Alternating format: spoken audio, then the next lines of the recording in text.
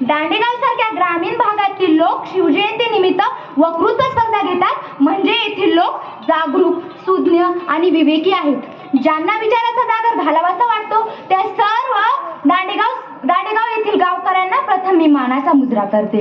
येथे जमलेले अध्यक्ष महोदय, तसेच संयोजन समितीतील सर्व सदस्य, परीक्षक गट, माय माऊल्यांनो, बालबालिकांनो, माझा कोड क्रमांक 5 असून मी तुमच्या समक्ष विषय मांडते. जय शिवराय. 400 वर्षांपूर्वी जिजाऊंच्या पोटी जन्मलेले निरागस बाळ म्हणजे शुभा.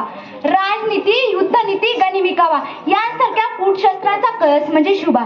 एकीकडे संयमाचा घाट म्हणजे शुभा, सळसळत्या रक्ताची लाट म्हणजे शुभा. महाराष्ट्रात माणुसकी मोजण्याचं माप म्हणजे शुभा. दुश्मनाच्या काळजात पावित्र्याचं स्थान निर्माण करणारा किमियागार म्हणजे शुभा. तलवार तर प्रत्येकाच्याच मनगटात होती, पण स्वराज्य निर्माण करण्याची ठाव फक्त आणि फक्त शिवाजी महाराजांच्याच रक्तात होती. शिवाजी किंवा 3 अक्षरी शब्द नाही, तर तो एक मंत्र आहे, आणि तो मंत्र उच्चारताच अंगातलं रक्त सळसळायला लागतं आणि एकीकडे सकारात्मक ऊर्जेचा प्रवाह तयार होऊ लागतो. मित्रांनो, छत्रपती शिवाजी महाराज हे हिंदवी स्वराज्य स्थापन करत असताना त्यांच्याकडे प्रचंड सैनिक साठाही नव्हता, शस्त्र पुरवठाही नव्हता. त्याची सुरुवात ही शून्यातूनच झाली. महाराजांनी सैनिके गोळा केली नाही, तर स्वराज्यावर प्रेम करणारी माणसं गोळा केली आणि त्यांच्या हातात शस्त्र दिले, आणि यातूनच हिंदवी स्वराज्य स्थापन झाले. मित्रांनो, छत्रपती शिवाजी महाराजांना बोलण्या इतपत मी नक्कीच मोठी नाहीये, पण त्यांच्याबद्दल जाणून घेत असताना मला त्यांच्याबद्दल जे काही कळलं मी ते तुमच्यासमोर प्रामाणिकपणे मांडण्याचा प्रयत्न करते. 400 वर्षांपूर्वी छत्रपती शिवाजी महाराजांनी इतिहास घडवला, सगळ्यात मोठा इतिहास, जगाच्या पाठीवर सगळ्यात मोठा इतिहास. महाराजांचा जन्म 1630 ला, महाराजांनी स्वराज्याला आरंभ केले 1646 ला, आणि महाराजांचं निधन झालं 1680 ला. म्हणजे महाराजांचं आयुष्य अवघ्या 50 वर्षाचं आणि स्वराज्याचं आयुष्य फक्त 35 वर्षाचं. अवघ्या 35 वर्षात सगळ्यात पहिली आणि सगळ्यात मोठी क्रांती झाली आहे. या 35 वर्षात 750 वर्षांचं पारतंत्र्य हटवणं आणि स्वतःचं सार्वभौम स्वराज्य निर्माण करणं हे जगाच्या पाठीवर कुणालाही जमलं नाही, पण ते छत्रपती शिवाजी महाराजांनी करून दाखवलं आणि या महाराष्ट्राने करून दाखवलं.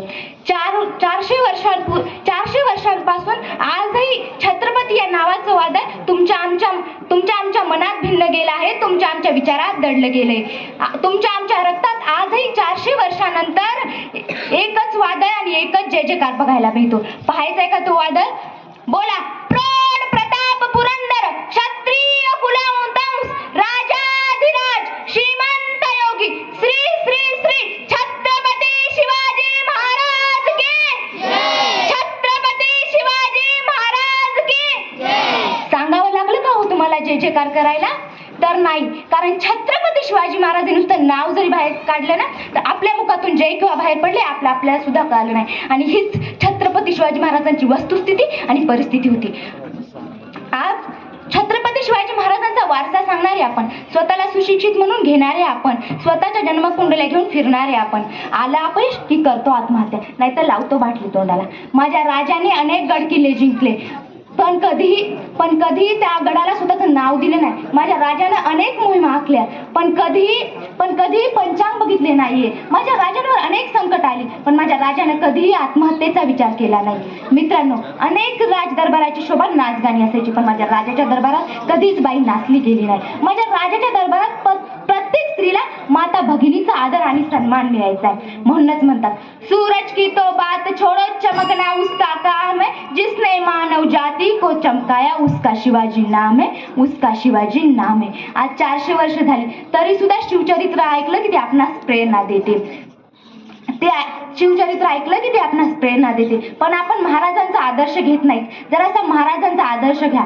तुम्हाला जर खरंच जीवनात यशस्वी व्हायचं असेल ना, तर महाराजांचा आदर्श घ्यायचा. तुम्हाला जर खरंच जीवनात इतिहास घडवायचा असेल ना, तर महाराजांचा आदर्श घ्यायचा. मग बघा कसा इतिहास घडतो आणि कसे तुम्ही जीवनात यशस्वी होतात. एवढे बोलून माझे 2 शब्द संपवते. जय हिंद.